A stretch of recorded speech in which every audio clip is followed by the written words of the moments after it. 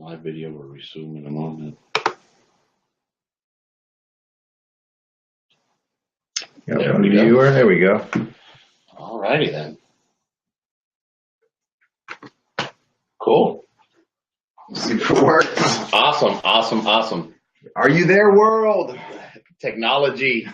Technology. Are you there? Who's there? So what we're doing, since while we're waiting for people to get going and get started and everything else, what we're doing is we're just trying out something different. So last week, normally we've been doing everything off my phone, which is cool, but we've had a lot of phone calls last week. Remember, I had my guy out there at the Home Depot buying some stuff, and I totally forgot about it. And they needed my card to run the information, so that's what we had to do. So anyway, we're trying out this new system here online on the computer to see how it works, and we'll try it out this broadcast, and we'll see how it goes. So your feedback will definitely be greatly appreciated. Oh man, where are we at? 12:02? Yeah. So we got this new platform where ask a question and it'll pop up right down there on the screen with your picture, and you'll be famous. The AZ Flip guys. Hey, all right. Well, let's get started. Why don't we get started with your fundraiser this weekend? Oh yeah. So part of the AZ Flip guys is that we believe in giving back. Part of that is that I have a nonprofit through BP Industries, a nonprofit called Together We Grow Phoenix, and what we're doing is we're giving back for Easter.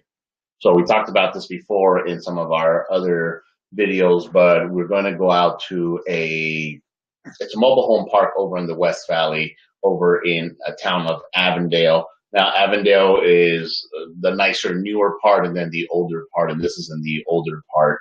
A lot of poverty and stuff out there. So we're going to be going out there. We're sponsoring 32 families that we're going to be giving them. We're going to be sponsoring them dinner.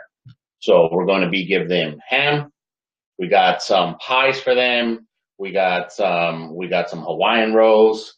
We got some. What else? We get some salad. We have some mashed potatoes, some canned vegetables, and something else I can't remember. Oh, and then we got Easter baskets for the kids. Nice. Well, that's the most important part. So we're going to be able to give back to the community there, which is awesome.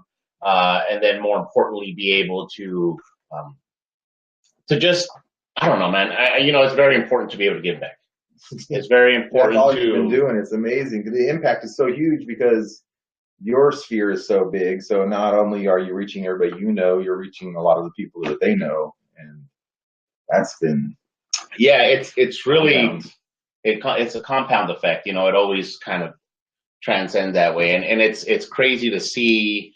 And I've talked about this before. It's crazy to see how this was just a complete accident when I didn't really intend to create a nonprofit at that time when we started, but eventually it just grew into what it is now, and it's amazing. So real quickly before we get started, just wanted to give a big thank you to any single one of you who donated, every single one of you guys who shared it, every single one of you guys is going to be going there on Sunday. So we raised enough money to get everything there. We still have people donating. So if you feel like donating, we'll put on my PayPal link. Ebony, whenever you get on here, just put on a PayPal link, and then that way you can send some money directly to us. But anything that we go above and beyond. So what we're doing is, since we had a little bit of extra money from, initially we thought we were going to have closer to 40 to 50 families. It ended up being 32 families. So we ended up getting some additional Easter baskets for some of the kids around there. And then we're doing an Easter egg hunt. Yes. Oh, that's what I was going to ask. Easter egg hunt. Guys and girls, remember being a kid and remember Easter egg hunts. So we're going to be doing some candy. We got some little other stuff that we're going to be putting on there, and then some of them we're going to be having like some quarters or some some little money eggs. So it's going to be pretty awesome. Yeah. Lee Love, he posted, he's like, what do you put in eggs instead of candy? I'm like, that's messed up, man. The candy in the eggs. Yeah.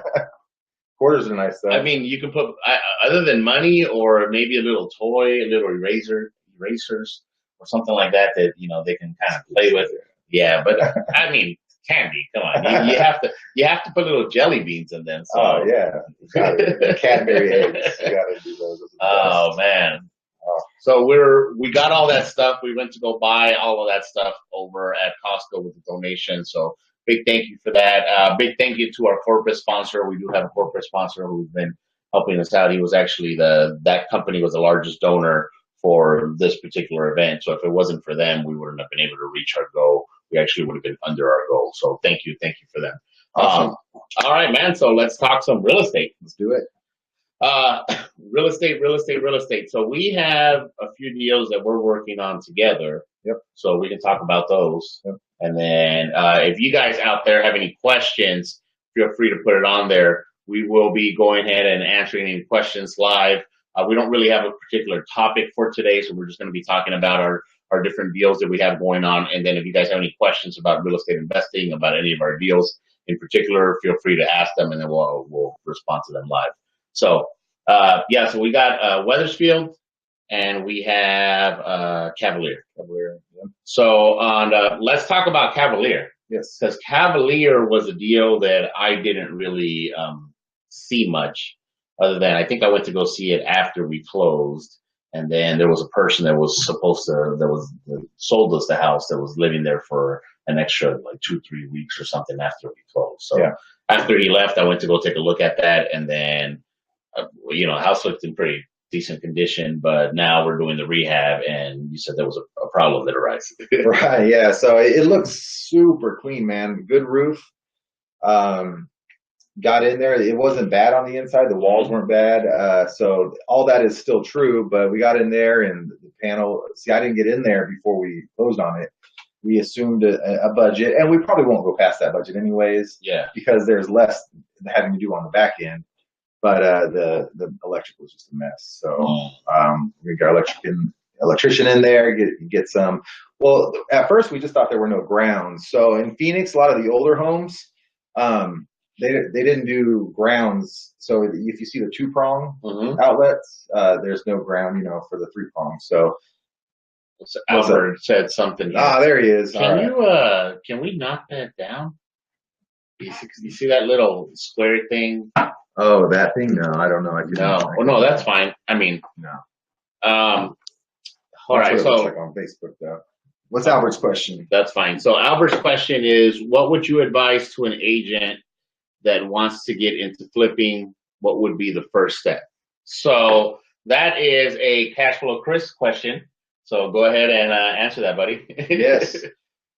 So I think kind of the basics. Last week's we were talking about the 4 F's, right? You find it, you fund it, you fix it, you flip it. You want to kind of get the whole picture of it. But as an agent, I think they have a huge advantage because they're out there already. Yeah. So I think the number one thing an agent can do is be aware of it and look for deals. When you start taking off your realtor glasses and you put it on an investor glasses, it's huge. I sent my last realtor piece of mail a long time ago because you make a lot more money being an investor, finding a deal, selling a deal. It's quicker. I was talking to Paul earlier about this today, about how once you've sold them on an investment property, they don't have to see it. You don't have to drive around. You don't have to show them home. So on the buying end, as a realtor, always go with your investor goggles on. You can always take it as a listing as well, but always look to be buying. Always look for opportunities. Being a buyer, being an active investor gives you a lot more access than just being a realtor. And so that's the one thing I would do on that end. And then on the back end, as a realtor, you're legally allowed to put deals together with clients. A lot of wholesalers do that. And it's illegal what they do, because, here's a buyer, here's that, and then they just put themselves in the middle. Well, you have to have a license to do that unless you're getting it under contract. So what would you say to Albert would be the first step? So if you're an agent, and here's the thing, and I completely agree with everything that you said, because I personally don't like to deal with too many agents, because most of them are not investor mindset. Even the ones that like to say they're investor friendly don't really know what they're talking about, don't know simple terms, at least for investors that we use. So I completely agree with everything that you said, but there's a lot of realtors that do want to get into flipping and do want to eventually get into the investor side of things. So if you're currently a realtor right now and you wanted to become an investor, what would you suggest be the first step that they do? I would build your network. I would build your buyer's network. I think that's a big one because you're going to want to start wholesaling. So before you even get to that, you want to know who is going to buy what. A lot of times you want to be able to take down a property knowing that it's already sold. Yeah. Like that's the best feeling in the world when you're like, hey, I know this guy, and this guy would want it.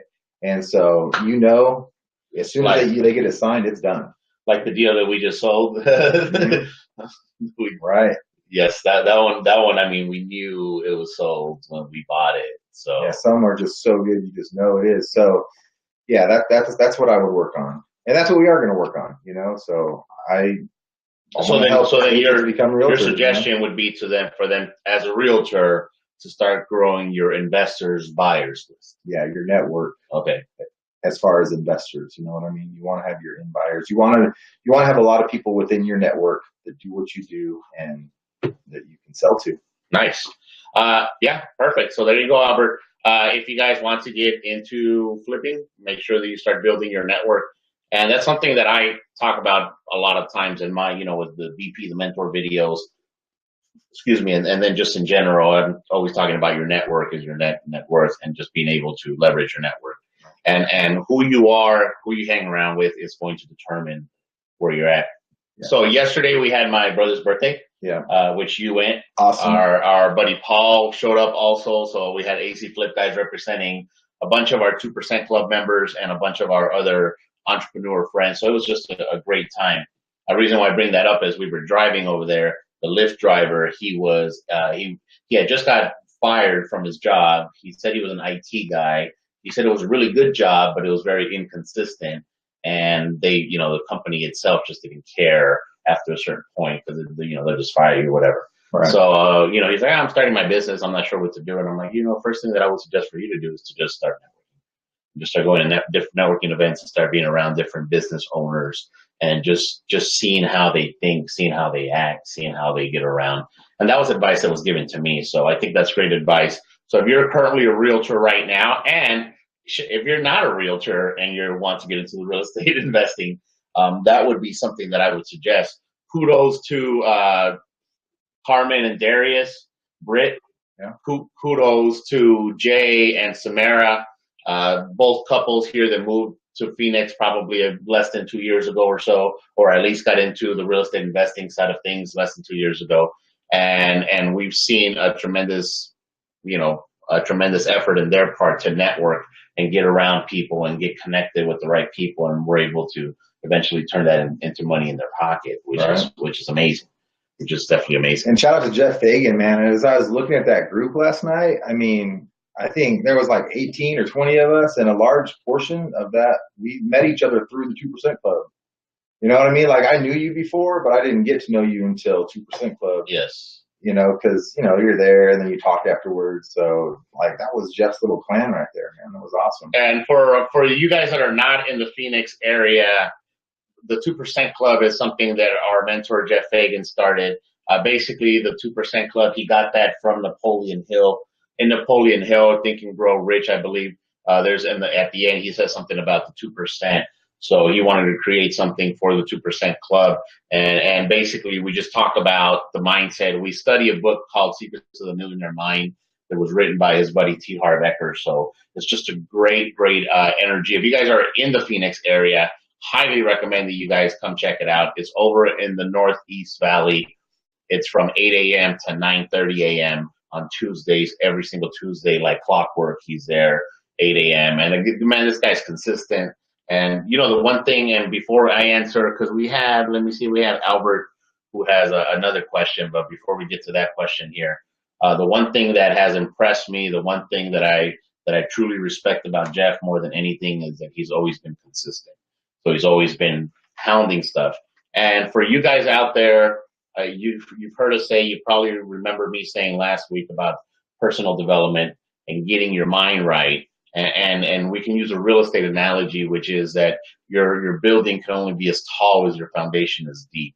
And working in your personal mind and your personal development is working in your foundation. Right. So yeah, Jeff Man, who the group that he has put together, the people that he has influenced, there's people that come and go from the 2% Club. People get busy, whatever stuff happens, but the stuff that he's been able to influence has just been amazing. So yeah, because he helps you raise your financial thermometer, right? Because you can learn how to do all this stuff. You can make a lot of money, but if you don't keep it, like, who cares? If you just run through it. Yes. He teaches you, first of all, a financial IQ, and then that's my favorite thing, man, raising your thermometer, because that's what, rich people, they go down and then they're going to come right back up, because that's where they're set. Poor people, you win a lottery, you're going to bring yourself down, because that's where you're at. Down anyway.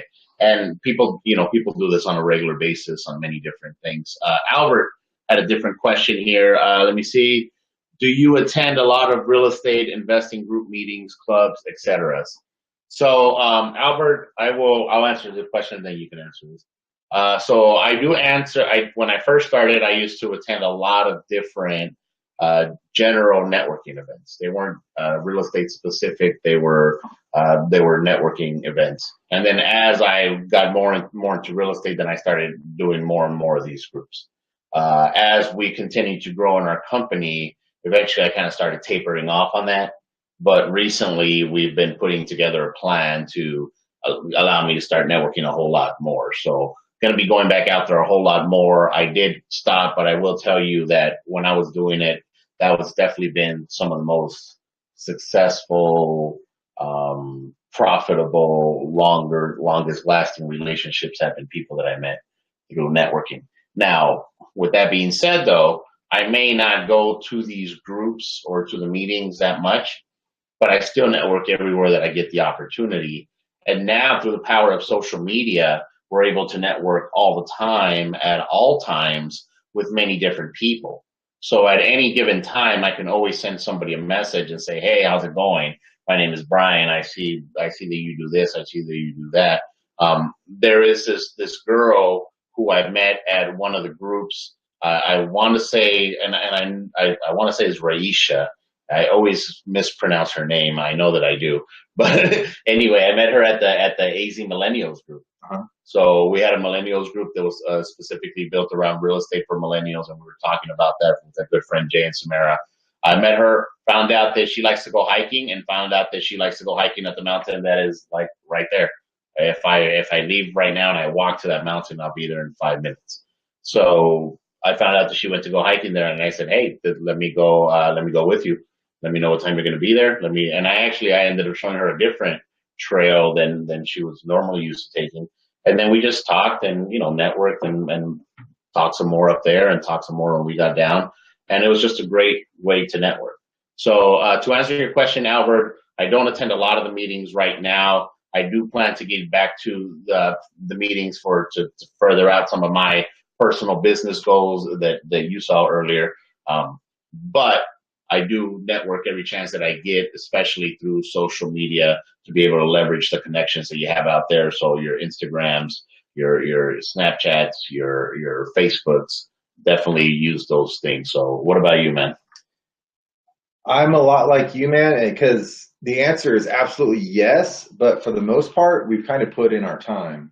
I don't do it now, but for the last 12 years, yeah, man, like all the time. Azria is a big one for me. I think for investors, that's a good place to network. I mean, that's probably the best place to network, where you're going to get people here. You're going to have your vendors, and they're going to sell a lot of crap, but going and meeting people is good. The second part of Azria is the best, I think. I haven't been there in a while, but it's the Phoenix Investors Club. Yeah. So Azria, I think, is the first Monday. Well, this class is the second Tuesday. It's at the 24th Street building, 24th Street by the AMPM north of McDowell. And that's where the people who are actually doing deals. So they'll do a haves wants. So they'll go through the whole crowd, "Hey, I'm Chris. I have a deal. I'm Chris. I have money." I've met several people through there. I've got deals there. I've got money through there. So that's a really good one.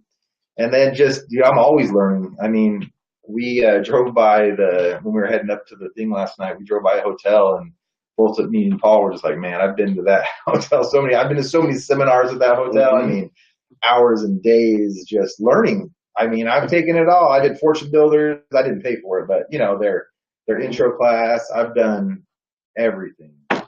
I've learned so much just taking it in, and then now I've built my sphere pretty large.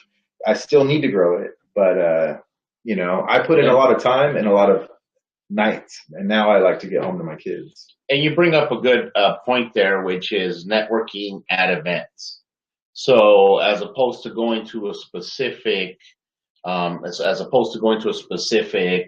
group. So this one, like an Azria group, which is specifically about real estate investing, and they may have a group about that. If you go to one of these seminars, so I network a lot when I go to seminars, whether it be the real estate related seminars, like the land buying seminar that I went to a few months ago, or whether it be the personal development seminars that I've been to, and some of these other mastermind groups that I'm going to be going here in the next few months. Did you see that I went and saw that house that they're flipping for 1.6? What was a long-term flip? That just amazing house. My mom met her at Landmark. See, I don't do that, but yeah, there's going and personal development. It always goes back to that. That's where you're going to meet good people. They're always talking about the sphere of 5. If you go and you join any multi-level marketing company, right?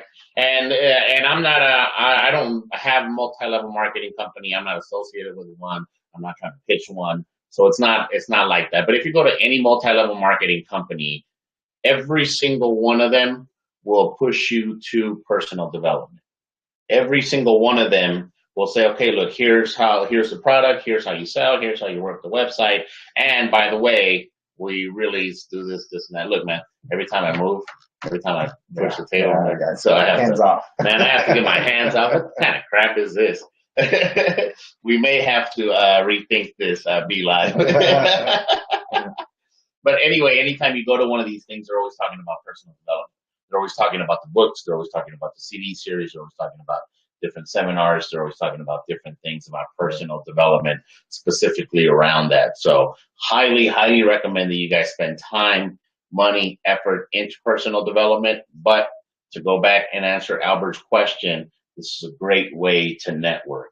This is a great way to meet people. This is a great way to be introduced to people. This is a great way to put yourself out there, because regardless of your success level, you're always looking for personal development. And when you go to these personal development things, you can be very low in the totem pole and talk to somebody who's very high in the totem pole, at least according to your mind, but they're still going through the same struggles that you may be going through. They may still have some of the same mental issues that you may be going through. So definitely something to look forward to. A couple examples of some networking events I think have been big in our lives even. You've done yours, I've done mine, but ones we've done together, we went to Secret Knock with Elijah and all them. Yes. So, I mean, that changed your world completely. Yeah. With the contacts that I have because of that now, it's amazing, right? You found a freaking mentor there. Well, years later. And that's the crazy thing. And this is where, we really are pushing you to network, guys, regardless. So if you're a realtor right now and you don't want to be a realtor, or if you're not anything into real estate investing, but you want to get into real estate investing, eventually you want to flip houses, you want to own houses for rental, whatever, going to these events. So we went to Secret Knock. That was 2 years ago, maybe 3 years ago. 2 years ago. So we went there. That was during the summertime. I met a few people, a few great people. Some that, when I go back to San Diego, I go visit, like my boy TC, great guy. I know. Yeah, he's a super cool guy that just met over there. But then from there, staying connected through there and going to some other events, it's been amazing, some of the people that I've met. And I actually ended up signing up for, they have a 5-on-5 mentorship. Oh, our buddy Pam just joined us. Pam. You see, so this thing doesn't give us you know, who joined us. I saw it from here. You know, that Pam just joined us. But anyway, hey Pam, thank you for joining us. If you have any questions, let us know because we're just answering questions here. Anyway, so going over there and I ended up signing up for the next Shake or Not. Yeah. Which once again, guys, this is a great event. It's invitation only. They do pre-screen you. They don't just let anybody in, which is a great thing. You do meet a lot of great people. So I'm signed up to go to there. I have another mentorship, which is a 5-on-5 mastermind thing that we're doing with Greg Reed and some of his mentors. And then the next prosperity camp, which is what I went to last time, where I met, you know, I had a conversation and talk with Nick and be able to lock in my potential next mentor, which, you know, I got a chance to talk to him. Did I tell you what he was doing with the silo stuff and stuff? Yeah. He actually just posted some pictures on Facebook about it, you know, kind of like the outside, the militia that was guarding the place and shit. Oh, so yeah, networking. Oh, so we got Amy. Oh, Amy, thank you for joining us. We got our buddy over here, RJ. So I met RJ over at I met him over in Orlando at a networking event. Same thing, guys. He doesn't live in the state. We met at a networking event for the land buying seminar. We stayed in touch, put together on Facebook, and so I do go to networking events. But I don't, you know, like I said, I don't go to a lot of the meetings, even though I do highly suggest that you guys do, especially if you're newer, And that's something that comes with success. And let me go on a little side tangent here. Do it. But you got once you get success a little bit, then you start getting a little complacent.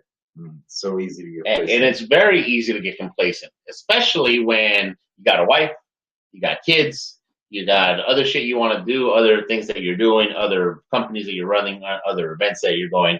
Hey, Amy, how's it going? Hey, if you have any questions regarding real estate investing in general, please let us know. We're over here answering questions. So it's very easy to get complacent. And it's very easy to kind of forget that struggle that you went through to get there. Right. And I tell a lot of times when I talk to people that are getting started, you have to focus on the journey because the journey is really the important part. It's really, that is the goal. That is what makes or breaks you. And if you notice people that are extremely successful, because there's different levels of success, but people that are extremely, extremely successful, they're constantly going on to the next thing.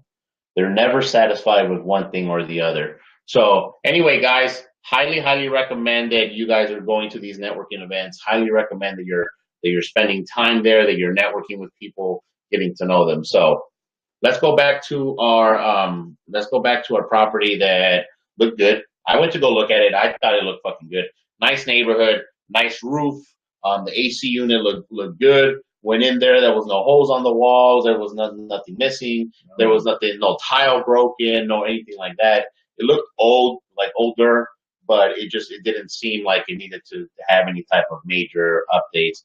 Now, you said that there was some type of issue that came with like the electrical box. Yeah. So yeah, they had wires running and they had everything tapped in right there, so they had all these wire nuts all over. So that's something to where the guys who are checking out the property, that's something that they just need to learn to look out for, because that's, you know, it's going to be a couple grand. So, well, let's put it out there to the viewers there. So if you guys are out there, you're looking at a property. I got to keep my hands off this freaking table. If you're looking at a property, you always want to look. So this is just a general flip tip. When you go out there, you're looking at a property either to wholesale or to rehab. You want to look at a few things. You want to look at the roof. Always want to look at the roof. Roof is a big ticket item. You want to look at the AC unit here in Phoenix. On the roof, you want to look at the fascia underneath as well, yes. Right? Because the roof may look okay, but if underneath it's rotted out, then they may have just gone right over with the new layer. So that could be trouble. That could be problematic, especially if you don't know that that's what you're getting into. So you want to take a look at that. Always kitchens and bathrooms; those are a must. Water heater, AC unit, or make sure that it has an AC unit. A lot of properties in Arizona, like the older ones, had like swamp coolers and shit. Right. And then you always want to look at the electrical box. Always want to take a picture of it. Take a picture of it. And there's a couple things you want to look at. What's the amperage? You want to see a 200. If you have a 200 amp, then you know you can run everything off of it. You're good. If a lot of times you're going to have a 100 amp or 150 amp, and on a lot of those you need to have gas, because if you don't have gas running a lot of those things, then you're going to have issues. You're going to need to upgrade. So, which isn't a big deal. I mean, you just have to account for that. You know, if you have to do a new panel, you have to do a new panel. Well, and that's what we're saying. These are just tips for you guys to be able to account for that while you're looking at these things and being like, okay, I have to take a look at this. The property looks in good condition, but this electrical panel, there's one there. Sometimes you pull up the thing, and it's gone. So, you know, you're like, oh man, that's a few grand right there. Right. But sometimes it looks like it's there, and it's just not the right size. It's outdated. It's too small. They didn't connect it correctly. Whatever the case might be. Remember that sometimes it's a nice small one, really old breakers and everything, but it's fine. Yes. You know, you have gas. You have a gas pack on the roof, and no issues.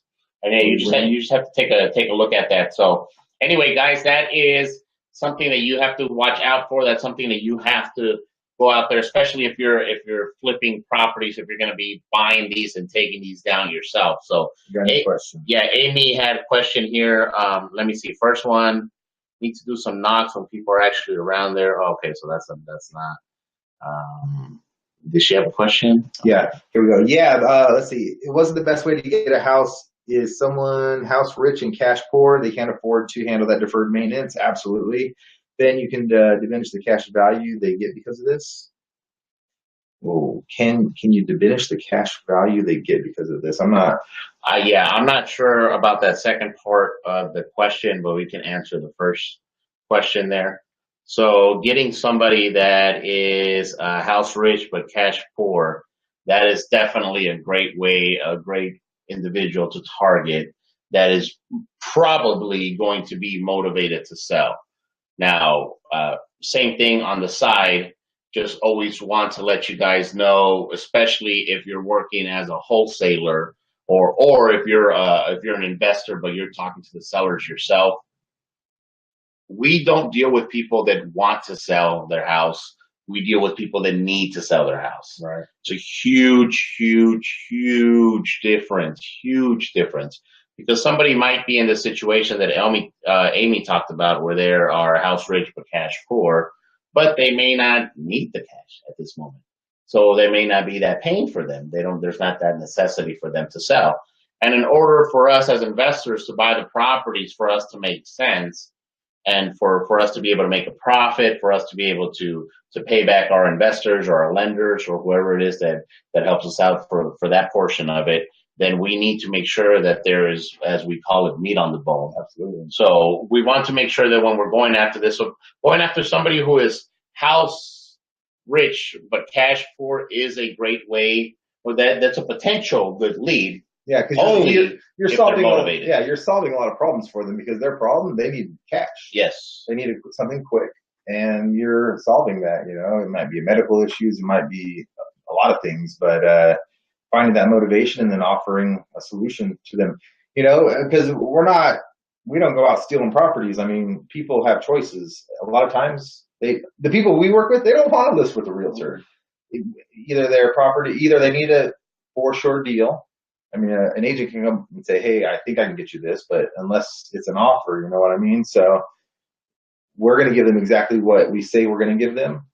And, you know, a lot of times they don't have time to list it.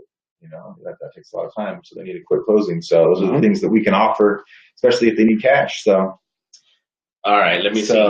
So anyway. If I said that, I mistook. We want to buy. She says, I'm saying that. Avoid houses that need work. No, buy houses that need work. That's how we make the big money. But don't miss things. Yes. If it needs electric, you need to be aware and look at the panel. For it, and then you can adjust your purchase price. Right. That's really what it is, or adjust what you're going to need to get done. So depending on the situation, like in this particular situation, he was like, okay, so we're going to have to adjust for this price being higher on the electric side, but because the property in general was in better condition than what we're used to, it was actually less on this side. So we were able to adjust on the fly. And this, obviously, we're both experienced. We've been doing this for years. We have a lot of properties going on at one time, at any given time individually. So doing a thing like this, it's not that big of a deal. But if you were a newbie who bought the property higher than they were supposed to, who was making it very tight to begin with, and there wasn't that break on the other side, and now you had the additional costs here. Mm-hmm. Now you're getting into problems, and that's the one thing that you want to avoid there, Amy. So definitely, like I said, make sure that you guys are going after the people that have a necessity to sell, and that is always, and that's great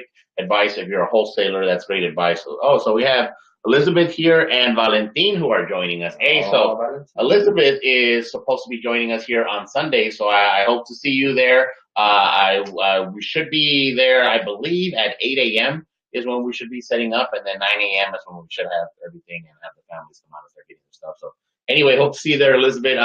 Valentin, mucho gusto. Nice to see you again. Valentin is a hustler, man. He's got a fix and flip that he's doing himself too. But anyway, guys, this is a great information for anybody who wants to flip, and especially anybody who is looking to wholesale. Make sure that you do these things. If you, as a wholesaler, say your investor, hey man, look, here's a property, here's the price, and there is this issue with the thing, it's going to buy you so much more credibility. It's going to buy you so much more respect, because there's a lot of people who sell properties and they're like, oh, well, there's all this crap wrong, but I'm just not going to tell them, and whatever it is, what it is, right?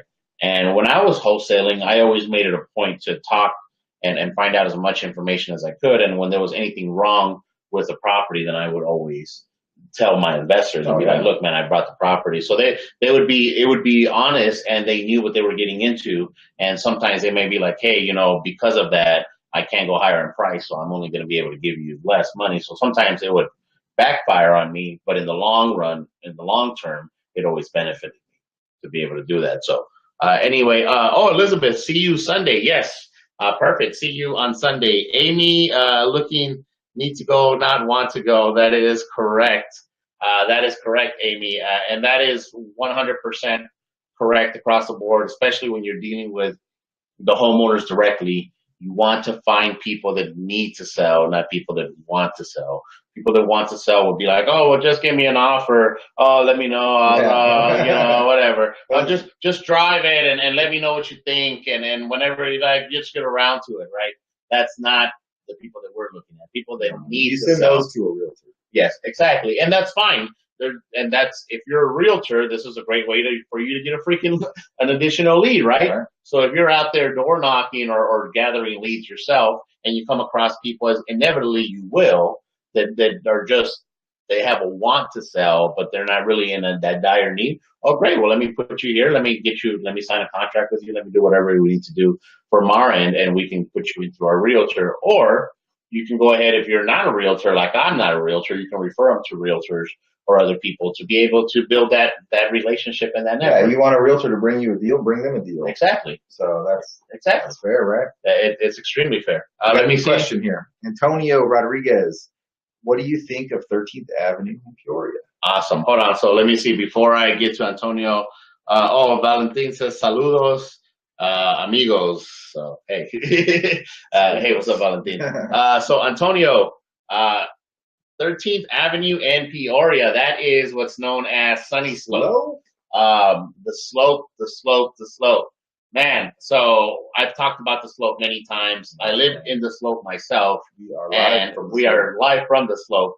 And the thing about it is that the slope gets a very bad name because it's got a really, really shitty part of town, which is a property that I'm dealing with right now. And we'll talk about that here in a minute to answer Antonio's question. Hey, our buddy Ernest, who was there at the dinner yesterday, he just joined us. Hey, what's up, Ernest? So anyway, 13th Avenue and Peoria area is the crappy part of Sunny Slope. Yes. And the thing about Sunny Slope is that it bounces really good. And I always talk back to 7th Street and Mountain View. north side, super nice shopping center, nice Italian restaurant, cool little lounge, very chic breakfast spot. Right across the street, this ghetto Circle K with hookers and crackheads and everything else. So anyway, 13th Avenue in Peoria, that's the bad part of the slope. However, why do you think that is? Why do you? So I mean, it's because of all the multifamily, pretty much, right? I mean, well, they have. So there's a few things that make the slope, that part of the slope, bad. Which is you have all these social programs that are right on Hatchard. So you have like it's like an adult probation thing that's right there. You have some other thing where a lot of low income families go get medicine and they get other type of social help, and then you have a lot of these really crappy, dilapidated trailer park homes and real crappy duplexes, apartment complexes that are kind of there. Slumlords, man. Yes. Slumlords are so prevalent there. Yes.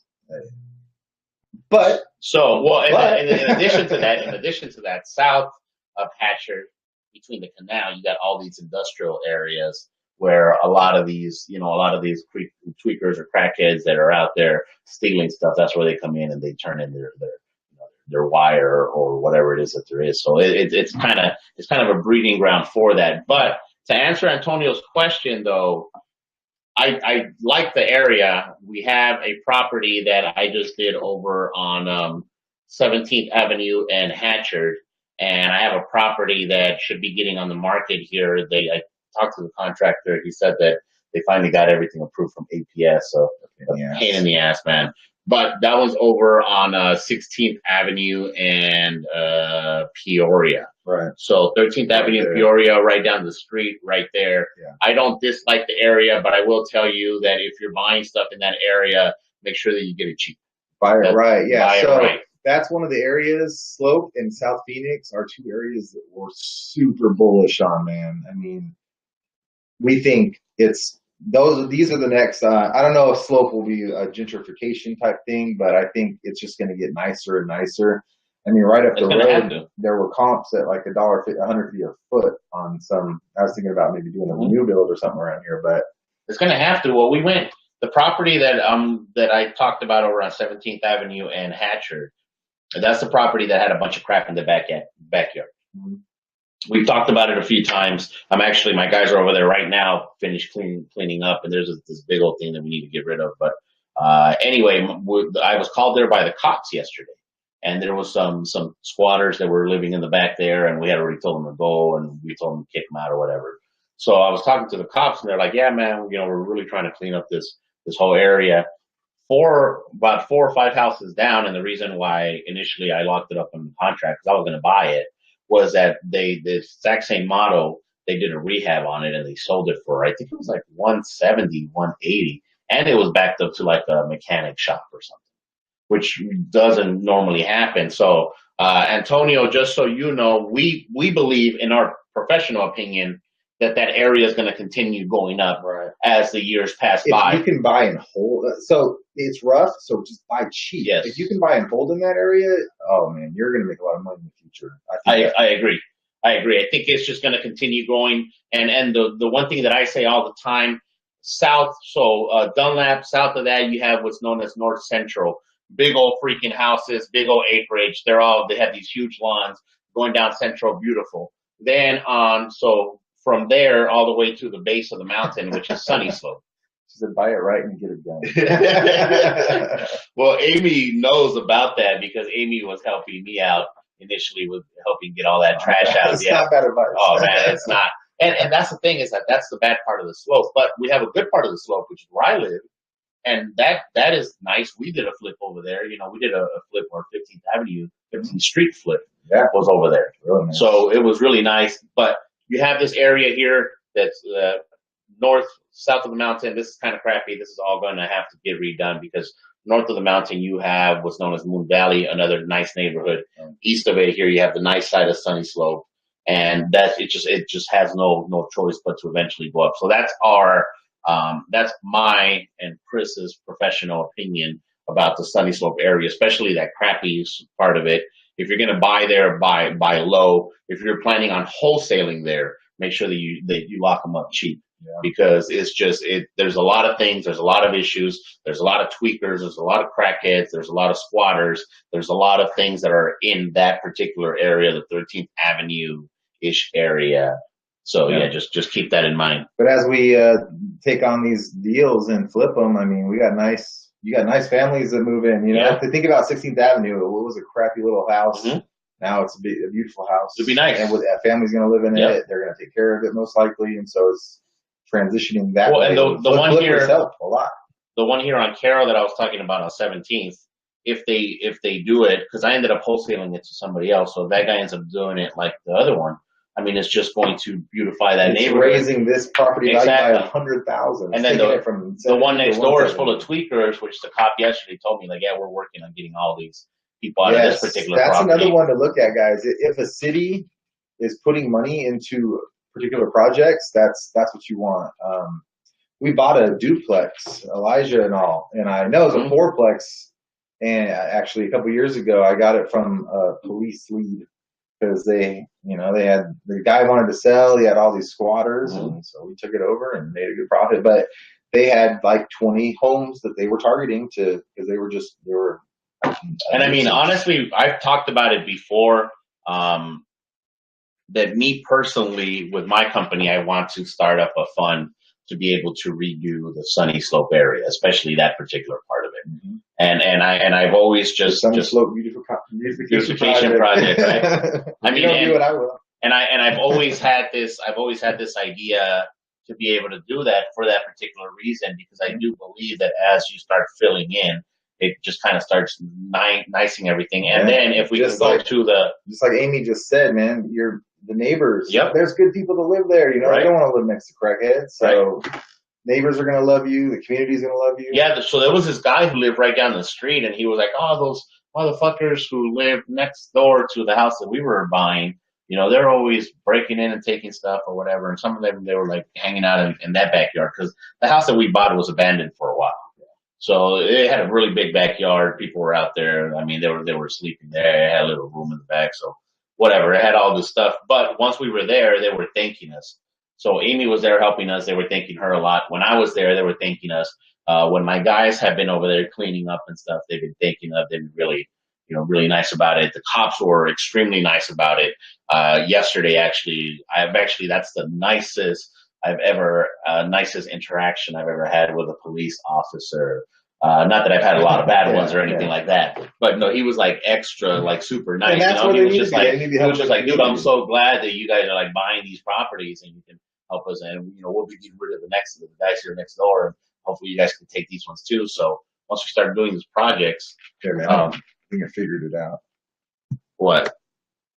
Figure what down? There it is. Finally, that's how they show up. Oh, nice. All right. So, as I said, guys, as we said, we're trying out a new system here, the Be Live system. You should see the little notification there on the screen. So we're doing it from our computer. It's a little bouncy from when we touch the table. So anyway, whatever. We'll figure it out for next time. We'll see how the video quality is. We'll see how the sound quality is. But for today, we're just putting it open up for questions. So going back to the property that we were talking about, we went there. There was something wrong with the electrical panel. Now we have more that we have to do to it. Nonetheless, because we bought it correctly, because we did do our homework, we were able to get it at the right price. Right. So regardless of that, we were still able to stay within budget. Yeah. And we should make a nice. Yeah, we caught it early, which is cool, because then I could adjust our budget. Like I was going to do a block wall, we did a fence instead. Yes. I saved probably $700. Oh yeah. So that, that's going to do it. And, but we're moving on that. We already tiled it. This all kind of came up late. I'm excited to see what the shower is going to look like, because, we like to go a little bit above and beyond what the neighborhood calls for. And I don't know if you remember, but it was really tight, master. Mm-hmm. And, if you go, so the shower's on the back wall, but it was one of the square showers, right? So you had this open space, and then it was a square, and so really small. So we wanted to run it along the entire back side of the wall, So, you know, it was a nice big shower, but the window on the other side was in the way. So you couldn't really put up a glass, anything. So what we're going to do is we're going to leave it open for like 30 inches on the right side. And on the left side, we're going to have a full pane of glass that goes from the concrete pan all the way up to the ceiling. I think that's way too nice for that neighborhood, man. No, it's going to cost like an extra like $250. That'd be a good. Otherwise, it would have had to been the square bang for the buck. A really small one. Yeah, I mean, it's not going to cost a lot more because I mean that's what we'd have to do. But yeah, for an extra like $250, that's the kind of shit that sells houses. You know, because you're not, I mean, that's going to look amazing. It's going to be a tiled pan, tiled walls, all the way up to the ceiling. Bathrooms and kitchens, guys. Bathrooms and kitchens. Bathrooms and kitchens. Let me see. Our buddy here, Jeffrey, takes up a lot of room. What takes up a lot of room, Jeffrey? He must have been. Okay, well, he might be talking about Jeff's helping me with the 6-shooter, the Apache Junction. Oh, okay. And that might be what he's talking about. But that one, I think I got sold already. Nice. Coming soon, guys. Coming soon. It's an amazing thing. Now, I didn't necessarily save because an agent, Virginia, I sold with my coming soon, but they had an agent, which is, I don't care. I'll pay them. I love agents, right? But yeah, 6-shooter, we've been waiting on the shower to adjust the glass part of it. So it's been done, but I didn't want to put it on the market. So we put a bunch of signs. A realtor called me, a realtor showed it. She's probably going to write a cash offer. Nice. I mean, I'm not even going to have to list it. I'll list it and pin it so she gets paid legally and all that. But this market's crazy, man. Nice. Yeah. So. And yes, you have to be so we're kind of running out of time here, but with the banner, the banner takes up a lot of room. That's what he's talking about. The banner on our down here. thing. Yeah. Okay. Well, thank you for that feedback, Jeff. We'll definitely, like I said, we'll look into that. This is our first time using this, so it's trying out new technology as we tend to do here with the AZ Flip guys. So I want to just kind of wrap up here with just kind of, so we got our property that we're doing over there. Make sure that you guys, if you're out there looking at properties, make sure that you keep an eye out for some of this stuff, especially electrical panels. Those are one of those things that a lot of times is easy to forget because they're kind of there. Victor, how you doing, buddy? Let me see. Put my mug on that banner. So what did Victor say? With inventory so low, are you finding deals? I don't see it here. Who are you talking about? There you go, Miguel. The other one, the other question's not there. Yeah, exactly. So we'll have to play with this here. So let me see. With this inventory, is the number one issue, man. Right now, everybody's dealing with this countrywide, pretty much, right? For having low inventory, yeah. So are you finding deals with wholesale, 2 auctions, 3 door knocking? So me personally, I'm finding deals through wholesalers. Yep. Many different wholesalers. However, most of these wholesalers that are finding the deals, that are bringing me the deals, are doing door knocking, because that is just the most direct approach to be able to get it, is door knocking. And in reality, that's where the least amount of people are going to be doing it. You have the least amount of competition. Right. Now, when I was door knocking back in 2006, when the market was hot, everybody and their mama was out there door knocking. So you'd go out and find a bunch of letters and stuff out there. But now it's not as prevalent anymore. It's not as prevalent, but it still is. I mean, it still works. A lot of people won't door knock because they think everybody else is. But Weathersfield and Cavalier, they were both pre-foreclosures. I mean, everybody and their mama has that list, man. Mm-hmm. I mean, which, by the way, that one that they couldn't sell on 17th that we could have got for 179. I know a guy who brought a buyer for 186 at the auction. That's what he has. Oh, look at that lead in, man. That was perfect. The auction. Don't go to the auction. It's a complete waste of time. Yes. This guy who's one of the top dogs at Victor says he loves that San Francisco head. Well, you got to taste that. They bid for a lot of people. They don't buy as much now, but their people are paying like 90%, 85, 90%. It's crazy. Yeah. So try if you want, but auction's been a horrible place. We don't do auctions. I don't know many people that do auctions. I know a handful of people that do auctions, and there you can get good deals from there. Yeah. But it's definitely a niche, and you have to. It all depends. It's a completely different thing, and I just personally don't want to deal with that. It all depends on the market. Mm-hmm. Sometimes going down the courthouse steps is the best thing you can do. Sometimes the MLS, you can get deals all day. It's just not now. Yes. So to get deals in this market, what we're implementing is we're digging, man. Me and my group of realtors, we're digging. So we're finding particular neighborhoods because they're not just coming to us anymore. I was doing a count. We're down to 12 properties, man. We're supposed to be up at 20. So yeah. It's good because we sold a lot, but we're not buying them fast enough. So shit, I lost it. Where was I at? Oh yeah. So we're digging. So we have specific neighborhoods targeted. They're ones that I like.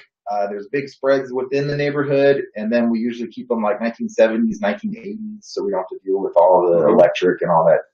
And so we're gonna hit them multiple ways. First of all, title's gonna bring us a call list. So we're gonna call them. I mean, it's gonna be real simple. Hi, this is blah, blah, blah. My client's looking for a property in your neighborhood. Would you be interested in the cash offer? Do that to every property in the neighborhood. It takes 10 seconds, right? So we're going to hit them that way. We're going to flyer the neighborhood. We're going to probably postcard the neighborhood. And then I'll probably have my agents canvass and door knock the neighborhood. So we're going to hit them. They're going to see us multiple times. So if they're going to sell, and this neighborhood has probably like 1,000 homes, 1,500 homes. So and there's a lot of these types of neighborhoods around there. So, but I mean, multiple ways to do it. I think the point of all of this is that you have to, in this market, with things being as tight as they are, especially here in the Phoenix, Arizona market, you have to be creative. You have to be creative. You have to do things that are outside of your comfort zone, and that's where the door knocking really comes in. When I have somebody that comes in and says, "Hey, man, I don't have any money. I just kind of want to get started in real estate. I don't know what to do." Door knocking, man. Here, right. Go door knocking. Go some door knocking. Honestly, man, door knocking is it grows some hair on your peaches. Mm-hmm. So you don't even need a list. You want a door knock. You want to get a deal. Drive to Sunny Slope that we were just talking about. Find a vacant house. Go knock on all the neighbors' doors.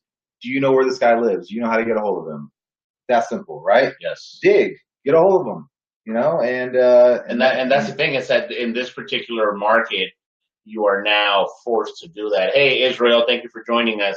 So you're forced to do those type of things, and that's where you're going to have to be. So guys, you have to take advantage of the situation that is with people. You have to take. You needed to put that up on the screen. He just put that. Love the San Francisco. You have to take advantage of the situation as is, and even in a tight market, there's still ways to be able to make it beneficial for what you're doing. So we've been able to get deals in many different instances by making it win-win scenarios for the people that we deal with, and that's the one thing that we want to end it with all the time. What the hell? You see, look, somebody just text me. Look, any deals right now? No, bring them. And it's that type of market, man. It's that type of market. This motherfucker hasn't talked to me in forever. Now we're good friends. I consider him a friend. We hang out from time to time. But when it comes to real estate stuff, like he's been like, oh man, I'm good. I get him, whatever. Now he must not be able to get him. and I've had a lot of people contact me out of the blue because I used to be a wholesaler initially. So anyway, guys, if you guys are wholesalers out there, if you guys have any deals, make sure that you bring it to us. Make sure they bring it to us first. We'll give you an offer. We'll give you a quick close. We'll let you know right away. And more importantly, or a partnership, man. Yes. We haven't even discussed this. The guy who does Cavalier, our second lender, whatever, the guy who I met him yesterday. He dedicated $1 million. So I got $1 million line with him. Nice. We can do 12% where we make payments, or there's another arrangement where we don't have to make payments. It costs more, but so if you want to learn how to flip, bring us a deal. We'll partner with you. We have money. We need deals, and we have expertise. So we'll walk you through the whole thing, but we need deals right now. So that's freaking awesome. Yeah. That's awesome. Yes. And then on the flip side of that, if you guys are just like he talked about, the guy who was partnering up, who's got more money, has got a credit line and wants to park it somewhere, wants to team up with somewhere more than park it. I mean, that's the thing about it, is that we use the hashtag partner with the pros because we do believe that that's the best way for the average Joe to be able to make those type of, not to avoid the mistakes, to not have to pay for the education or the groups that people are selling out there, but more importantly, to be able to make money, profit, have their money grow. Right. Definitely take advantage of that. I mean, it's $1 million, man, but they're going to make over $100,000 on us this year because of that. If we borrow all that, they're going to make a ton of money. And what is $1 million doing elsewhere? The stock market is going up, but most people aren't making that kind of money because they're not invested in the right. And I mean, not that type of return either. Yeah. But shit, dude, what my freaking hard money lender is going to be making, that's the reason why he drives a freaking Bentley. What was that here? Contact number for wholesalers. What does that mean? I think he wants our number. Oh, yes. Here, I'll put mine up here. Cool. Yeah. So yes, give us a holler. You guys can always message us here on the AZ Flip Guys. Yes. Make sure that you guys are hitting the follow button on the AZ Flip Guys page, so that way you're staying in touch with every single thing that we're putting up there, every single one of our live videos that we're doing. That is Chris's phone number there. That is his information. I'll put my information here a little bit later. You guys can contact either one of us, whichever you feel more comfortable with. And then you guys can always message us on the AZ Flip Guys. So either Kris or myself will go ahead and contact or respond to you. There was somebody that messaged last time that I said you would respond. Right? If you saw that, I did. Okay, good. So anyway, yeah. So either one of us will get back to you. So if you're a wholesaler and want to partner up with us, want to get into the business or move up to the business to where you're flipping, come partner up with us. See how we do it. If you're on the money side of things and want to partner up with us and have your money grow and do those type of things, that's great. Or if you want to get into the business, we can partner up also, whichever way works out for you. So anyway, guys, remember, once again, as always, you want to flip for cash, you want to hold for wealth. CashFlow Kris, BP the Mentor, AZ Flip Guys. See you guys on Sunday when we go get back to the community. Talk to y'all later. Perfect. So there you go. In the broadcast. Nice.